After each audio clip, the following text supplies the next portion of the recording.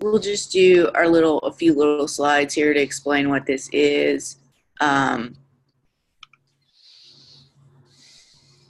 me get this out of the way. And Erin and Ashley, feel free to add anything if I'm forgetting anything. Let's see. So this is a pilot of a brown bag informal discussion. It's supposed to be kind of a lunchtime, um, around lunchtime. I know there's different time zones here. And we are the ACRL Instruction Section Building Virtual Community Task Force. And since the instruction section is trying to go pretty much all virtual, we're trying to build virtual community basically, both with social aspects and with professional development aspects. So this one is mainly for professional development, but also to kind of get together in small groups. And I'll go to our next slide and talk a little bit more about that. So the goals for this project, this brown bag project, are small group discussions. I think we've got 10 people today, not counting Lois, who's our tech person. So that's kind of more what we were going for. I didn't cap the session for yesterday, so we got about 70 people registered and maybe 40 or 50 showed up. And I think people were a little more shy talking and stuff like that because it was more like a webinar. But we want to make this more like an informal discussion. I think about 20 people registered today and about 10 of us have shown up. So that's kind of what we're going for, more of a small group discussion. And we're going to have a feedback form. So if you guys have any suggestions about that going forward, just let us know. We'd appreciate any feedback. It's just a short little form, and we'll give that to you in just a second and have it at the end as well.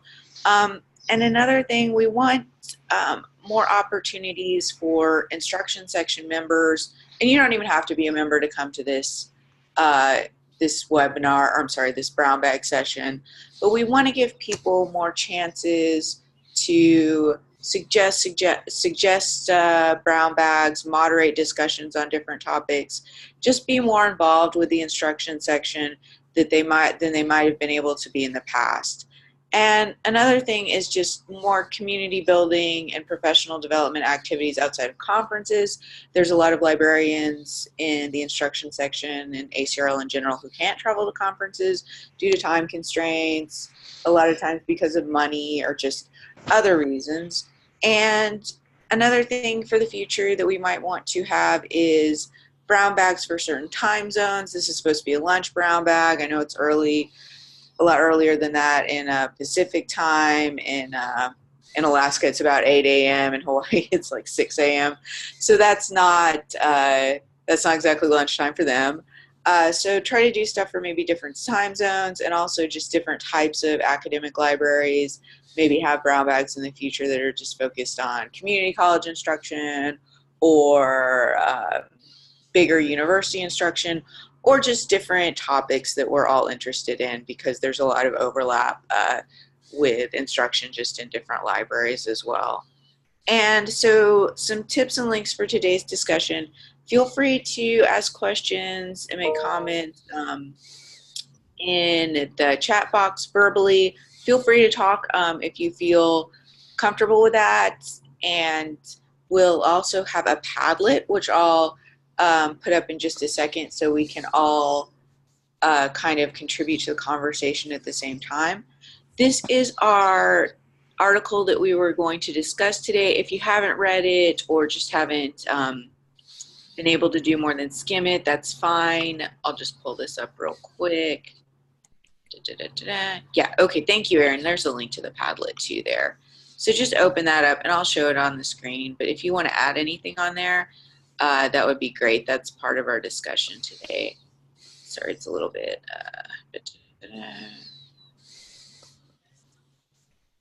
Yeah, so this is this really cool article by Amanda Folk that we sent out in the invitation. And yeah, there's the link to the article too. I'll just pull it up on the screen so you guys can see it. But feel free to pull it up yourselves too.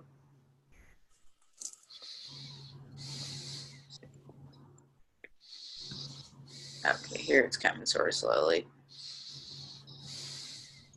But yes, so Journal of Information Literacy, and this is drawing on students' funds of knowledge using identity and lived experience to join the conversation. And research assignments. So just real quick, if you guys want to go around and we'll introduce ourselves and just where you're from. Forgive me, I'm still trying to get used to let's see. Okay. Yeah, if you use this little screen here that I've got pulled up, you can see everybody. So we can just kind of go down the line, and if you want to, if everyone else can mute themselves, and we can just go through and everyone can say what their name is, where they're working, and their job title. So we can just go through and do that real quick. My name's Liz Barksdale, and I'm head reference librarian at University of Dallas in Irving, Texas. And so we can just kind of go down the line here. I don't know if you guys can see everyone. Erin and Ashley, you want to go next? Sure. I'm Erin Mooney. I work at Emory University in Atlanta, and I'm the Instruction and Outreach Librarian. I'm Ashley Crane. I'm a Research and Instruction Librarian at Sam Houston State University in Huntsville, Texas. And by the way, the only thing I'm having for lunch is cappuccino because I forgot it at home. Very sad. Okay.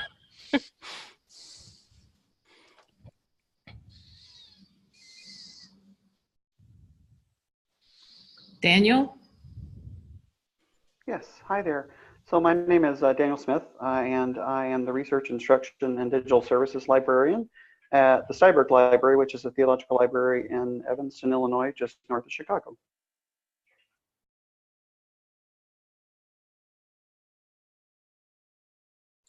Jeff? My name is Jeff Wheeler. I'm a reference and instruction librarian at University of Illinois at Chicago and liaison to history, criminology, and anthropology. Annie? I'm Annie Armstrong. I'm also at University of Illinois at Chicago. I'm the coordinator of teaching and learning services and a liaison to education and psychology.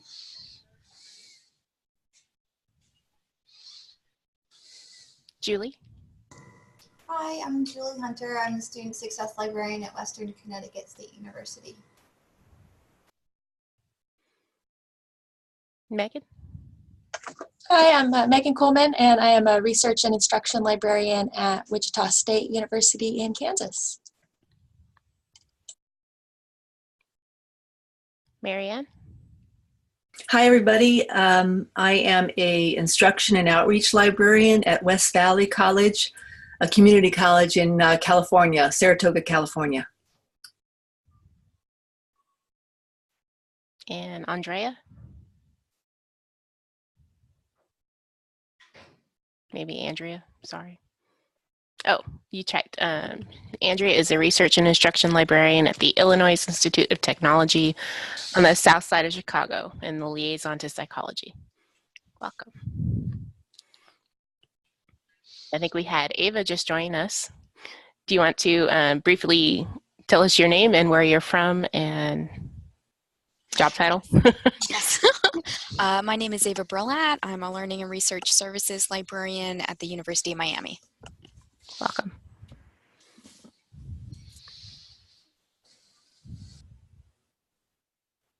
Okay. Liz, do we want to move on to the Padlet questions?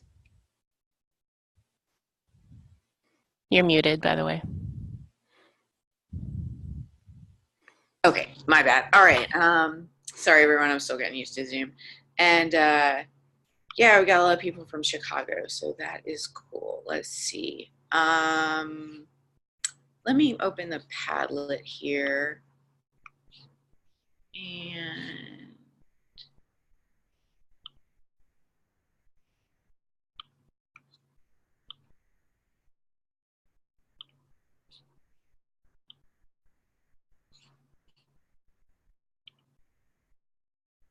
Okay, so here's our Padlet. This is just, yeah,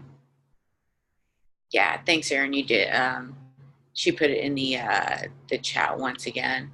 So yeah, feel free to put what you are having for lunch in here today if you want. That's just kind of our fun question, and if you're excited about it or not. But our first actual question is, how do you encourage students to use their pre-existing knowledge in library instruction? And in the article, they did a research study where they were asking students about using their pre-existing knowledge, just kind of personal knowledge from high school and so forth. So you can add a comment there, or if you want to, I'll mute myself, and if anyone wants to unmute themselves and just talk about that briefly, what you do at your college or university, and just your personal thoughts about that, then we can talk about that a little more. So I'll mute myself in case anyone wants to talk about that. And yeah, feel free to just comment on the Padlet too, because that's helpful for everyone to see.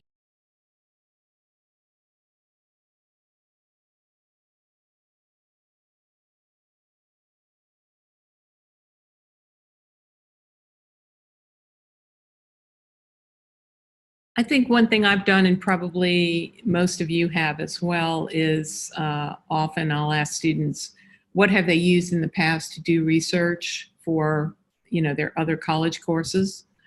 And that can start an interesting discussion sometimes.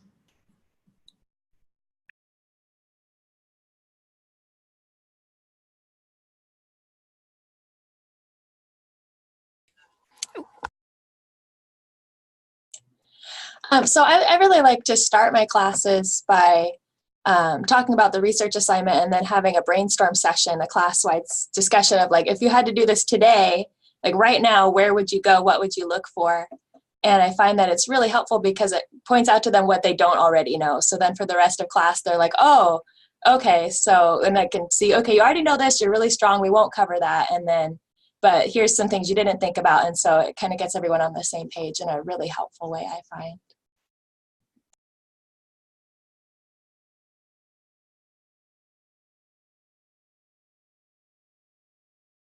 Yeah, that sounds I like what y'all are saying. And we had one participant yesterday who said he kind of has the students go through things sort of quickly. I'm probably not saying it as articulately as he did because he does it all the time, but just saying, like, kind of brainstorming and then going through search terms pretty quickly and searching fast instead of like going let's do this and let's do that. And I think that sounded helpful, and just throwing them into the search process, if that makes any sense. So I thought that was a cool idea.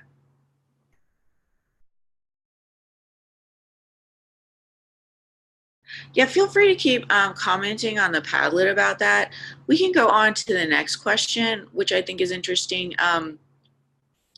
Erin, do you want to take that one and kind of facilitate with that?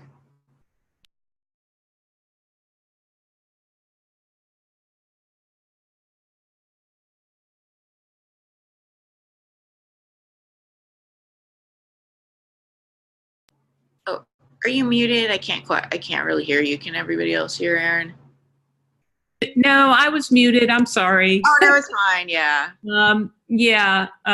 So the second question we have is, have you worked with professors to design research assignments that draw upon and value students' pre-existing knowledge? And if you have, how have you done that? So.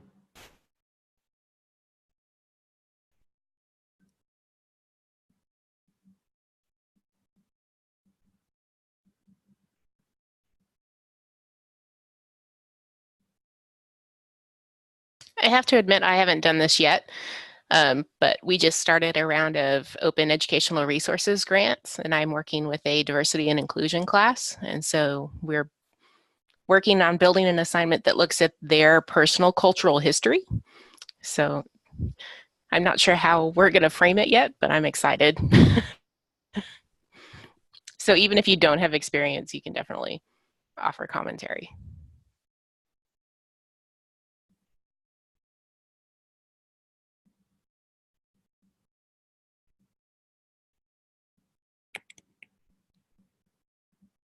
Megan, I'm just curious, can you tell us a little bit more what design thinking classes mean at your library?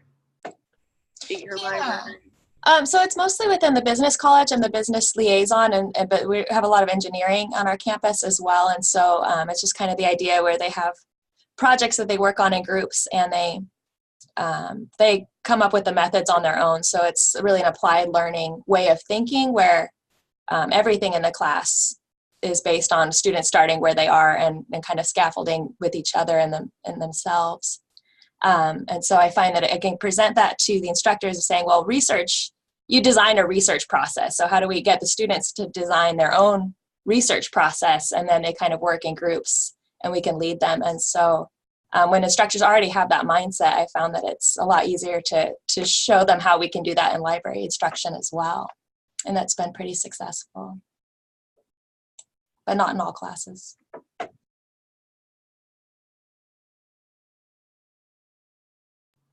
Oh, that's neat. I like that for business classes. I work a little bit with them too, so that's cool. Yeah, one thing with Padlet, if you don't have a Padlet account and you come up as anonymous, but I also think that's cool. Semester-long research assignment with my worldview worksheets, like, and then, sorry, I don't mean to just read these out loud. I think these are really interesting. But yeah, if anyone wants to elaborate any more on that, or just keep typing on the Padlet, and just if anyone has questions for other people here or wants to elaborate, we'll do that real quick, and then we can move on to the next question.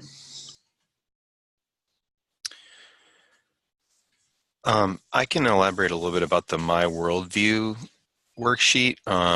It was something I found in a critical thinking ebook, and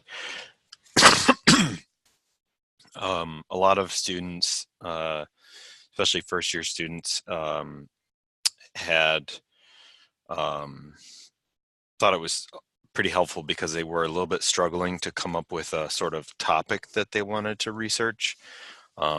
And it seemed to help to sort of start with their experience to move toward what they might be able to be interested in going forward.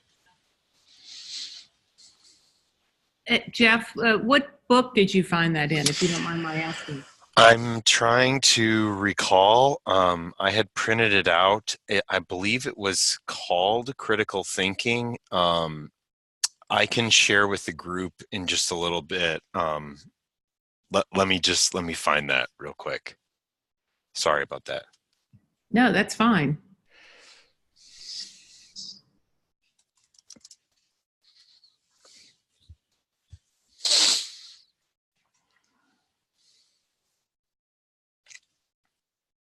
Oh, I think that's cool. Whoever said the sociology first year class. I think that's what that means. Sorry if I'm reading that wrong. Yeah, we do a little elective 4-credit class, and we try to do something that's ties in with another assignment they have or something they're just interested in. And sometimes we get weird stuff like somebody interested in SpongeBob and culture, but if it's something they're interested in, then that's cool. If anyone else has anything to say, and yeah, if you have resources to share, that's awesome. That's part of what's cool about these little groups. So yeah, if you can find that, Jeff, no worries if you need to dig it up later, but thanks for telling us about that. I guess we'll move on to the next question, but yeah, just keep, if you think of anything else, feel free to use the Padlet. That's what it's there for. So Ashley, do you want to take the next one? Do you feel okay with that? Yeah, sure. In the article, the author discusses how students use personal experiences and opinions as jumping off points for research. What are your thoughts on this type of entry to research? And I agree with our commenter here that I'm excited about this as well and would love to figure out additional ways to integrate that into one-shots.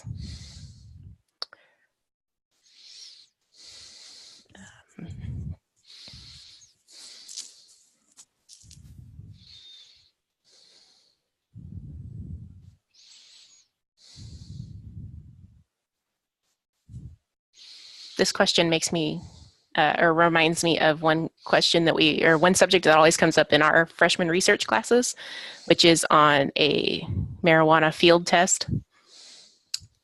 Students are very passionate about legalizing, and then we have to figure out how from the criminal justice side that would work, or if it should work, or anything like that. So, and a lot of times they have some sort of experience with somebody getting in trouble for it.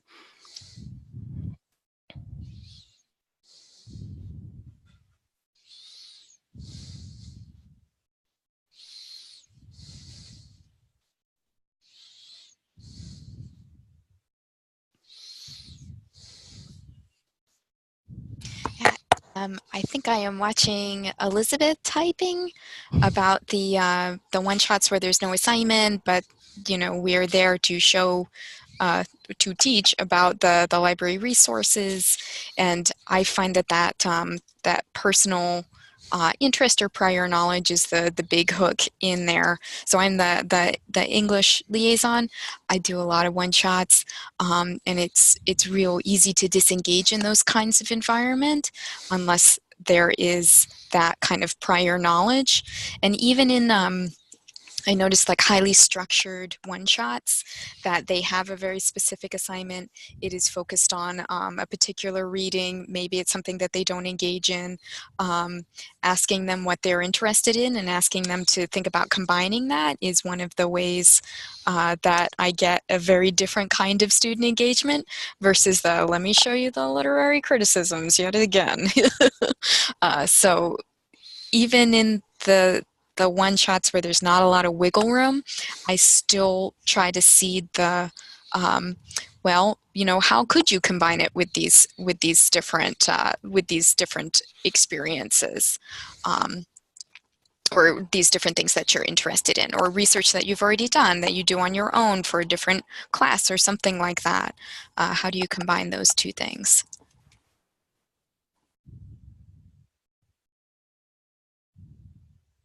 I do think it makes a big difference if the students feel some engagement with the topic or the particular project they're involved in. I mean, they have to have some kind of engagement, not just I want to get an A, but so I think that you're right. You're absolutely right, Ava.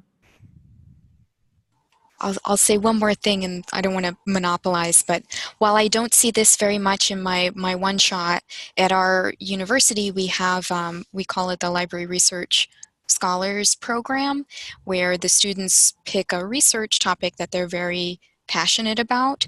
And I'll tell you, we have them for a year. There's a faculty librarian mentor that helps them through the process, and they produce a research project.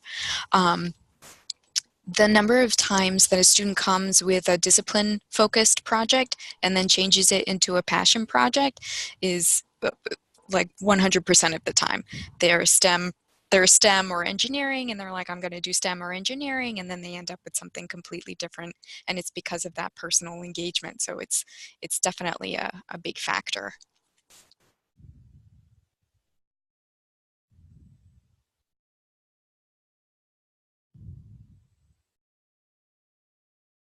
Okay, yeah, no, that's yeah, doing personal engagement is okay, sorry, I finally got this. Yeah, forgive my okay. Oh, thanks so much for the My Worldview worksheet. We've got it on here now. And yeah, you guys will have access to this Padlet link after we're done, so feel free to just save this, or we'll send it out with the Zoom recording. Let's see.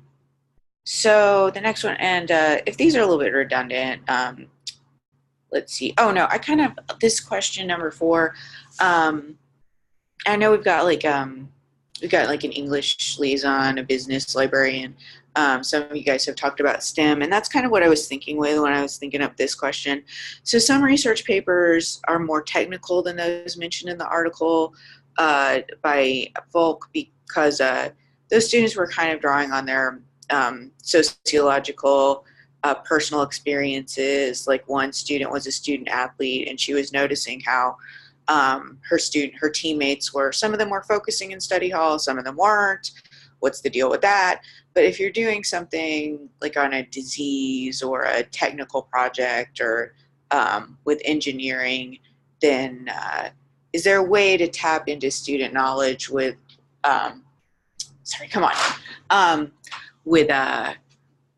with topics that are more technical? So that was just something I was thinking about. Does anybody have any thoughts on that?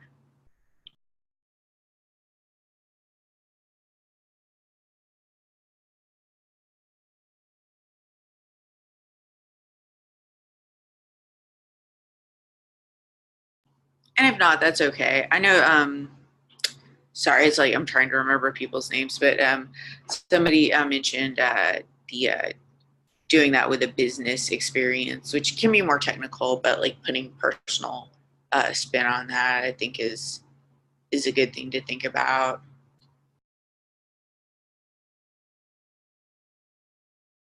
Well, I don't really have very much experience teaching classes like that. I'm more like English and first year students. But I think it's, in some cases, it's certainly possible to tap into students' pre-existing knowledge just because they've lived, right? So I don't know anything about engineering, even though my dad was an engineer, but I know zip. But I've lived in the world, and I've experienced things that engineering impacts or is impacted by engineering or something. So in that way, I suppose, that you could tap into the student's pre-existing knowledge, or as Megan says, student interest. Somebody just put that on, Megan just put that on the Padlet. They may not find it fun, but connecting what they already know and can already do still has value. Absolutely. Yeah. And if they feel competent in it, then, that's going to make a difference too. I think there's some different ways you could do it with business or STEM. In my previous position at Baylor, we had a lot of business students who always wanted to work on private companies, which is a total pain. But at least they're passionate about it. The ski, apparently there is a ski hat company that's founded in Waco. Was not an easy topic, but at least they were passionate about it, and we actually got them somewhere.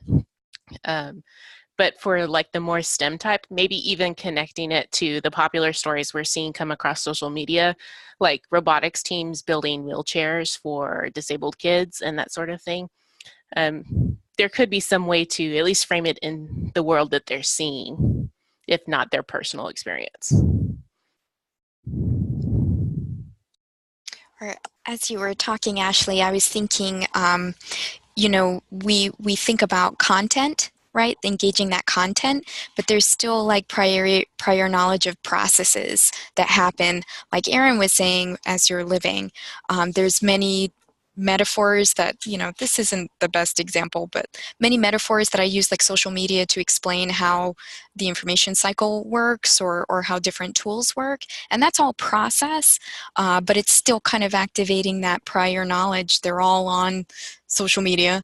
They all interact with those tools, and drawing the connection between them is, similar. It's not as beautiful as like engaging content perhaps, but that process is still something that they can relate to.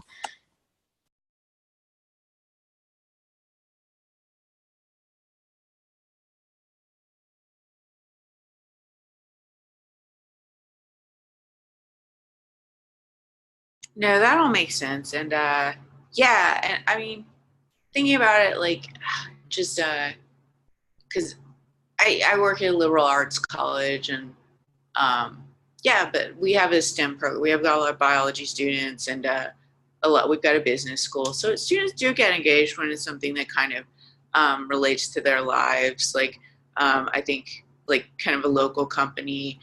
Ashley, you work in Texas too, right? So like something that's like based in their state or their town, like, oh, that's kind of cool. That's relevant to me. Or biology students. I don't want to think of STEM students as like, oh, I don't have any passion, because they do, but it's just more technical.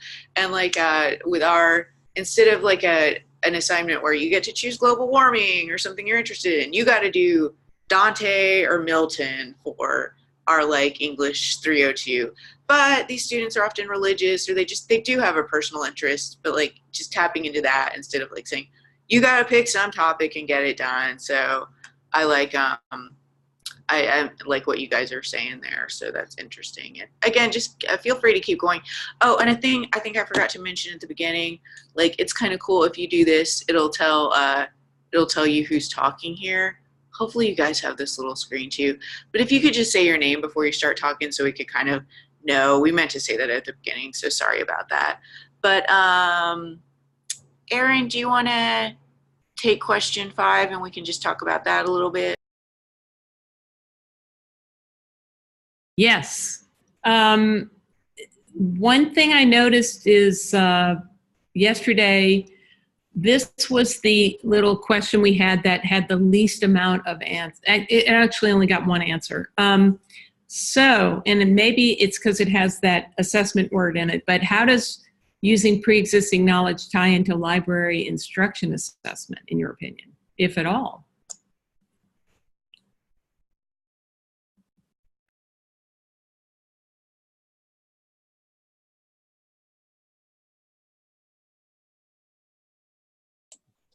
One thing that comes to mind is the way that we do pre and post tests. So, I mean, that's kind of an obvious answer, but if you don't know what they knew coming in, then you can't really assess how much they learned from your class. So there is definitely a tie in there, but I don't have anything more insightful to say than that, I don't think. I think this is Annie. I think it could definitely be more successful with some sort of reflection question, like at the end. And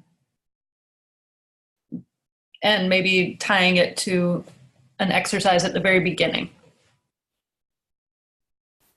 Obviously a challenge in the one shot, but I think it could be done, and it's something I'd like to figure out. Like how have you grown, or how have your views changed based on this session?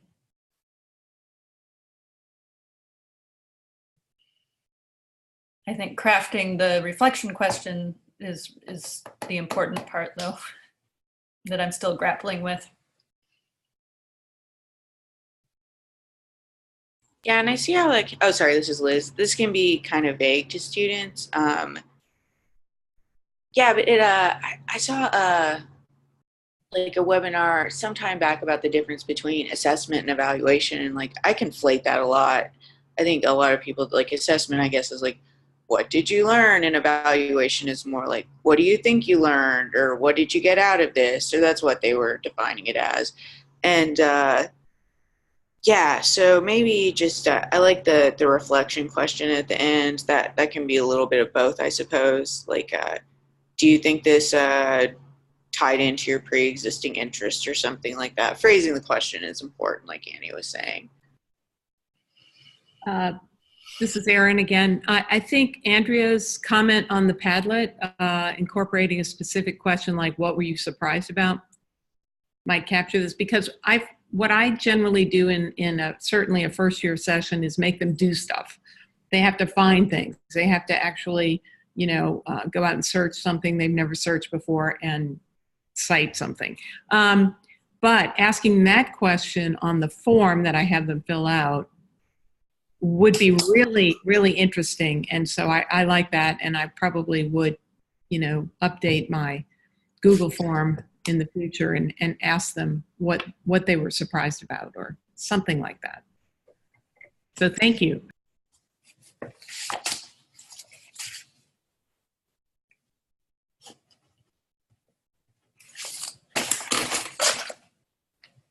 It does seem, sorry, this is Ava. It does seem that pre-existing knowledge is the key to unlocking that reflection kind of aspect, because there's a self-awareness part in that.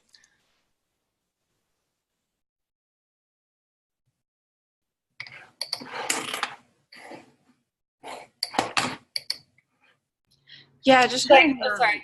Oh, sorry. This is Liz. Why they care about it, I guess. Sorry, I think I cut someone off there. Oh, no, I was just thinking that part of the challenge of the assessment is that I feel like it would be too jarring to just have a reflection question at the very end, that you would kind of have to plan the connection to previous experience and integrate that like into the entire session, like make that a focus that you return to. Otherwise, I think it would be hard for people to just come up with that on the spot. Oh, yeah, that totally makes sense. Like, they'll be like, what are you talking about? We get more meaningful feedback if it's something that yeah, something think about throughout the hour, or not just that, but also I think it would be easier to do in a longer session, or one that's like 2 sessions, or I don't know. The one shot is always the challenge. It might also be a way to tap into current class traditions or whatever. We have some professors that always do a muddiest point or 1 minute paper at the end of their classes. So if we know that the faculty member who's coming in, bringing their class in, already does that, then the class should already be trained so that you could ask pretty much whatever question you wanted. I mean, you could definitely build the reflection piece in, especially if you started the course with some sort of like thinking question. And it might be interesting to try some sort of instructional technology, like either the Padlet or the Mentimeter, something like that, where students can share something at the very beginning and then you return to it at the end.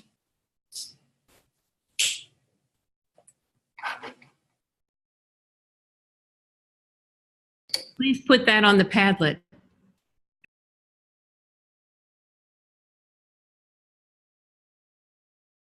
Okay, we're getting a little bit short on time, so this is good. I'm glad we like fostered some more discussion about this, because assessment is tricky. But let's see. I'll go ahead and, or I'm sorry, Ashley, do you want to? I have a. You can go ahead and do it, Liz. Okay, go ahead, do it. I'm sorry. Yeah, forgive the roughness around the edges with this, everybody. Okay, so this is kind of what the some of the students the paper was focusing on. It's the folk. Amanda Folk was saying that it's respecting and drawing upon students' funds of knowledge is a particularly meaningful way to engage first generation and otherwise minoritized students in the scholarly environment, which I think is a really great point. And does anybody have anything to say about that? Marianne has this this rubric she shared, so that's awesome. If anyone has any thoughts on that or wants to write it on the Padlet, just go right ahead.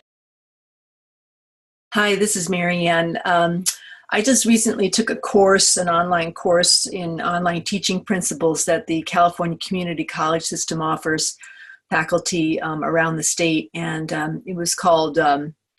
It was a equity-minded class, and it really emphasized bringing in the experiences of the minoritized students, first-generation students, excuse me. And one of the community college districts, Peralta Community College District, put this rubric together where a faculty member could measure all aspects of their class, from their syllabus on down to all sorts of other, the assessment, et cetera, how they're doing as far as reaching out and making their class more equity-minded. And if you were to take a look at that, I think I gave you the URL for the main page, but you can click on the link to get the PDF of the rubric. And if you scroll down the rubric, there's a section on E7, content meaning. And the rubric, to be exemplary or aligned, states that you have multiple course activities that require students to connect course content to their socio-cultural backgrounds. So this is, we had to evaluate our own classes, and I teach a 1-unit information literacy class. And this is where I was, the weakest, is trying to, this is where I really want to focus, is coming up with some kind of an assignment or activity, group activity online, because I teach the class online, that requires students to reflect on their lives and how the course and how it, how to integrate it into the course content. So I thought this would be a nice thing to share with everyone. It's Creative Commons 4.0. And so you're welcome to use it, of course, but love to hear what other people think, and if you've got anything that you're using already.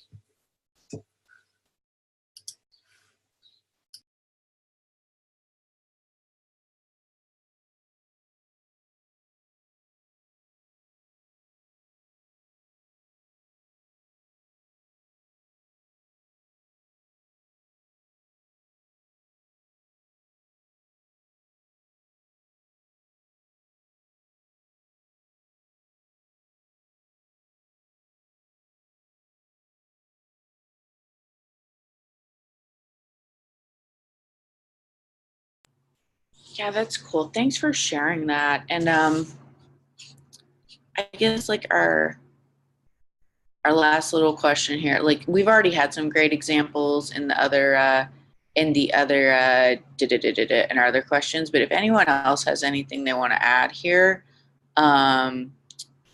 just lesson plans that you've incorporated, we've kind of already covered this, but if there's any other little tips or tricks you guys have here. And yeah, I like what Andrea is saying here. Yeah, I don't want to like say, write about this thing that makes you different, write about your cochlear implants. That's a really interesting example. I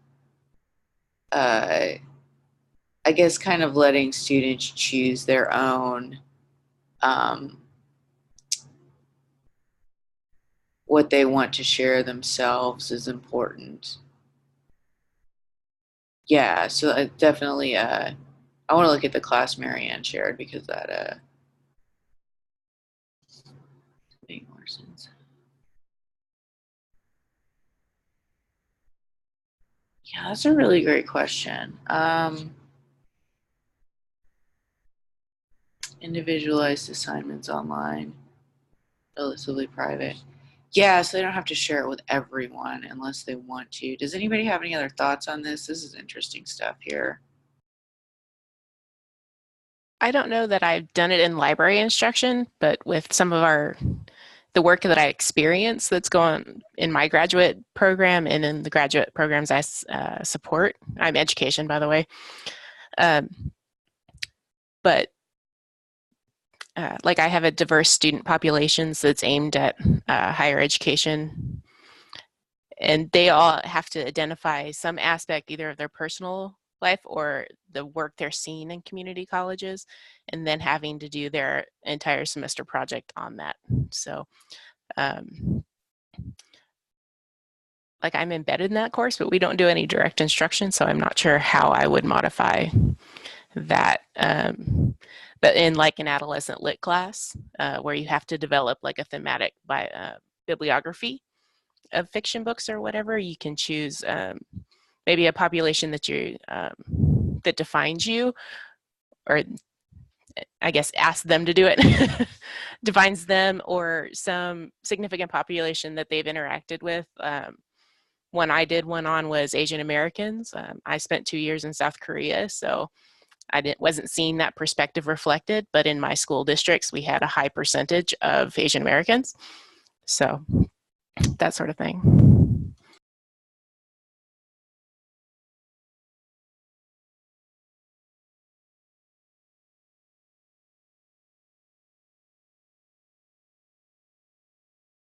Yeah, this is like a more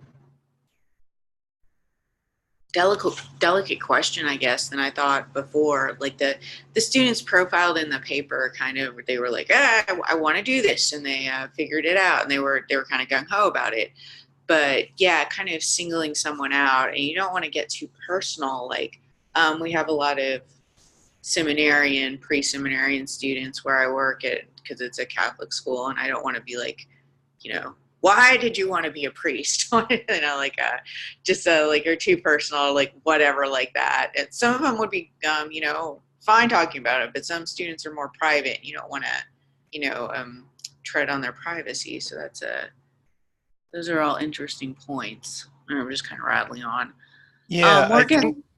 Oh, sorry. Go ahead. I think it probably really depends on the class, and a lot on the kind of the culture of discussion that they've already developed, which is something that, especially in a one shot, you don't necessarily have a lot of control over. But there seems like it shouldn't be impossible to kind of balance, getting people to connect personally without necessarily sort of compelling them to divulge, everything personal about themselves.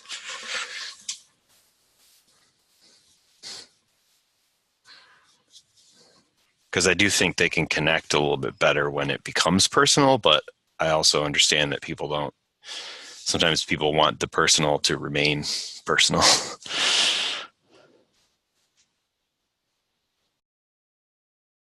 Yeah, no, that totally makes sense. And it's like a balance, I guess, especially like one shots when you're, like you were saying, challenges of making.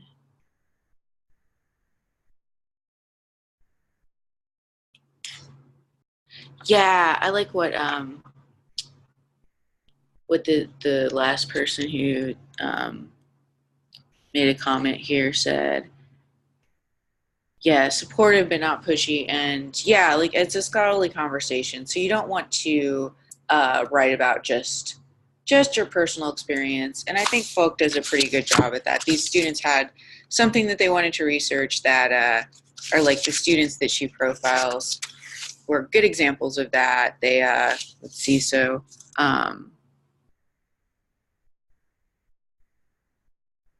okay, so like this student said her peers of color, she's an African American student, complained that they were tired of talking about racism.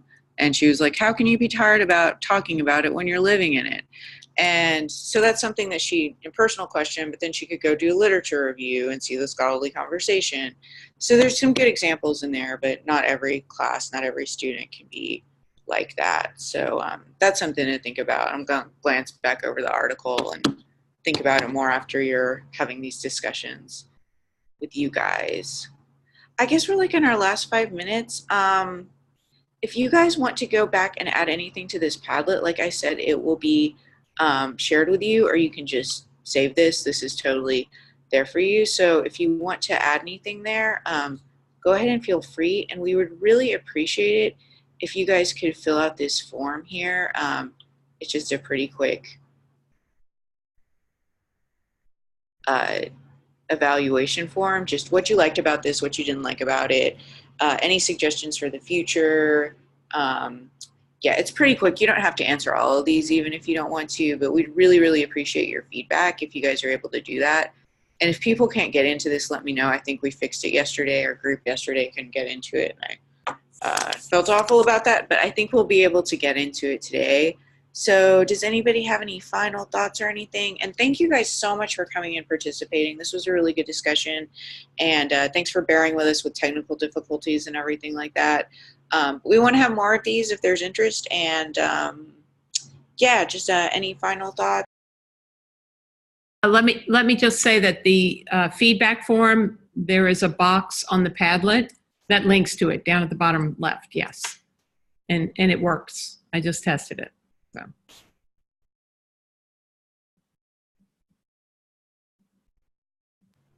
Yes, thank you, Erin. I'll try to move this up a little bit further. Okay.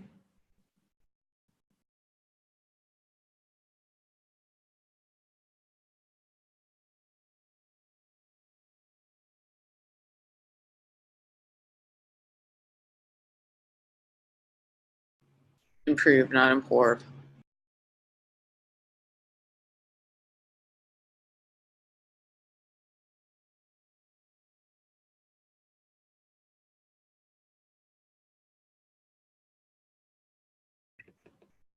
Any final comments or suggestions? I just want to say thank you to all the participants because I've learned a lot from you guys. Listening to what you had to say was really, really helpful. Thank you. And also what you posted on the Padlet. Appreciate it. Yeah, absolutely. And we'll send you guys the Padlet, the feedback form, and the recording. I think the chat as well. So again, thank you guys so much. And yeah, just fill out the feedback form if you have a chance. And thanks for sharing all your experiences and info. Yeah, I will see, what time is it? I will go ahead and stop the recording now, but yeah, if you have any questions, yeah, feel free to put it on the discussion. I'm sorry, the feedback form. And again, thank you guys all so much, and have a great rest of the day. Thank you. Thank you.